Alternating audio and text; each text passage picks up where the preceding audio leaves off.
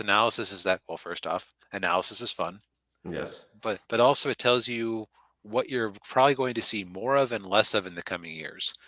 And one of our title stories here is about Shazam: Fury of the Gods.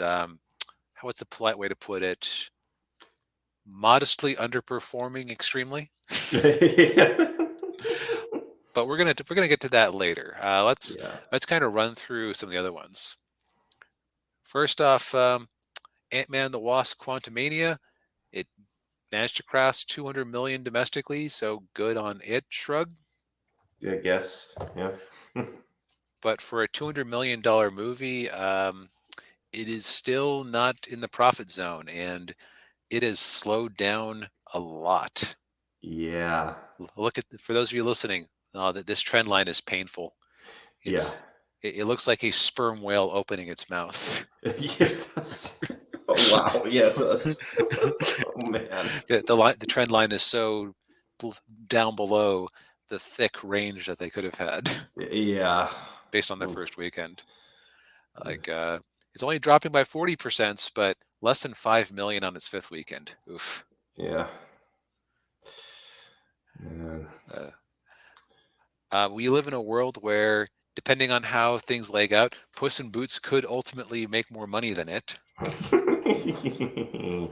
Uh, Now, Puss in Boots is a deserving movie, but it was dealt a bad hand in the box office because its first weekend out was in the midst of a bunch of Arctic storms, and it's Yeah. just you can see the exact opposite here with its trend line, where based on a really awful $12 million opening weekend or so, it was Yeah. expected to just completely bomb, and it's just chugged along since December.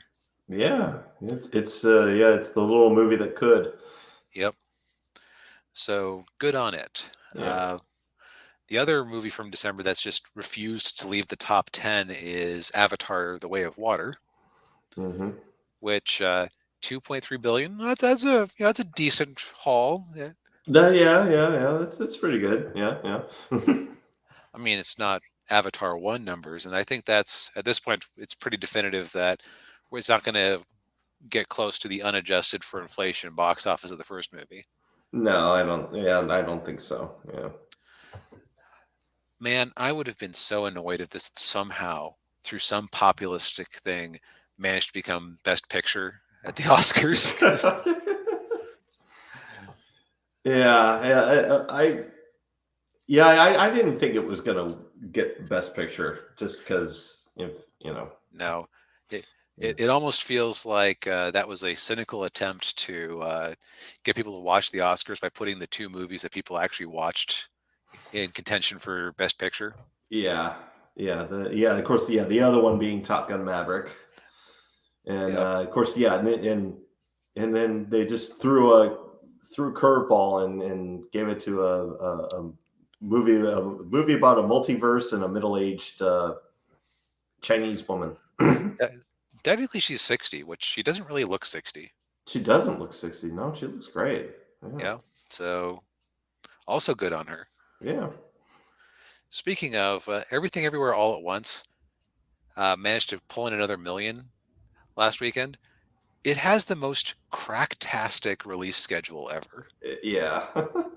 Like, this thing refuses to leave theaters. Like, it was out from October through late January, but it's back, and they added another 1,000 screens last weekend, probably because of all the Oscar wins.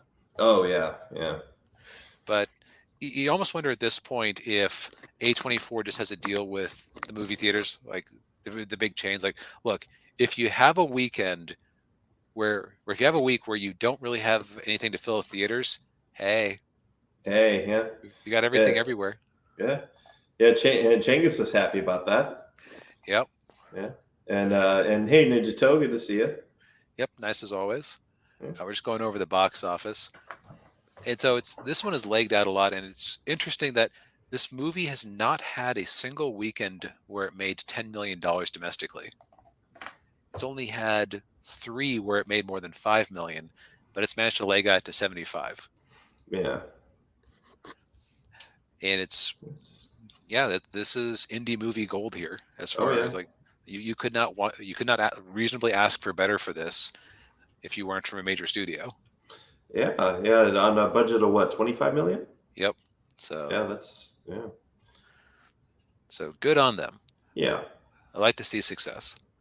Speaking of success, we turn away from the world of box office over to the home streaming charts, which the way that DEG updates their charts is also cracktastic. Yeah. Because you all saw last week they were still stuck in It was February February. 25th, Yeah, and they suddenly put up for the 4th and the 11th between this show and the last one. yeah, So I don't know. yeah. I don't know either. It's very, very odd. But Puss in Boots has been holding on to that top spot, which is not surprising because it's amazing. Hmm.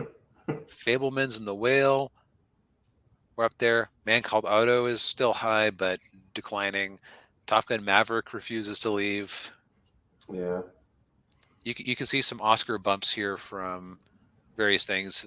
yeah, Just this is probably just several thousand people going, "Oh yeah, I never did see Black Panther. Oh, I never yeah, did see Everything Everywhere." yeah. And although I don't know why you would watch Black Panther. There's some masochists in this world. I Yeah, mean, the Woman King stayed in there for a very long time too, so yeah, that's true. no Yeah, accounting for taste. yeah, Don't know anything about this Missing movie that just debuted. yeah. Don't know either. Whitney Houston, I Want to Dance with Somebody in the Old Way. Yellowstone refuses to leave. Yeah, The Ritual Killer, which is only interesting because Morgan Freeman is on the cover. yeah, Meanwhile, poor women talking. yeah, It, yeah. it's just it's. I think the thing of it is, it's just not a feel good movie, and these are hard times. People just probably want more feel good than Hollywood is willing to give them. Yeah, yeah, and of course, I mean, it's called women talking. I mean, the memes write themselves. The sexist 1950s jokes write themselves. Yeah. Because it didn't crack 10 million worldwide. It won the pity award that you give to the movie that you secretly want to be best picture, but you know isn't going to win. Yeah, yeah, Uh, it's just like you. It's like you. It's like the joke is like, oh, women talking, pass. yeah, But it's just you know what they got their Oscar. Critics like it. That's basically what I think that's who the movie was really made for. yeah, pretty much. Meanwhile, The Unbearable Weight of Massive Talent is creeping up after coming in last weekend. Huh. So good on them. Yeah, Megan and Devotion. Oh, Devotion kind of dropped quite a bit, but yeah, it and Dragon Ball Superhero came into the chart at like number 14 last weekend, but it's doing all right. yeah, And Ticket to Paradise is just hanging in there. This movie's had a good run in the home market, but I think it's probably about to run out of steam and yeah. drop out of sight. Hmm. Oh, Changus, this is like the home video market. Yeah, yeah,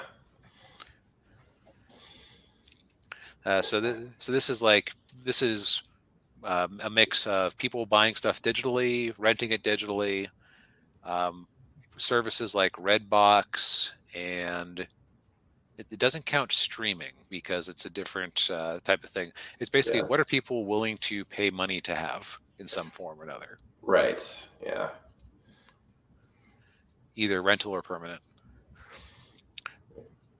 But so there's some new faces in here, but Puss in Boots remains amazing. yeah. And I still need to watch it. Yes, yes, you do. So now that we've talked about all of the stuff where, hey, good on you, you did all right, good Yeah, job, yeah. and a couple of flops. Let's talk about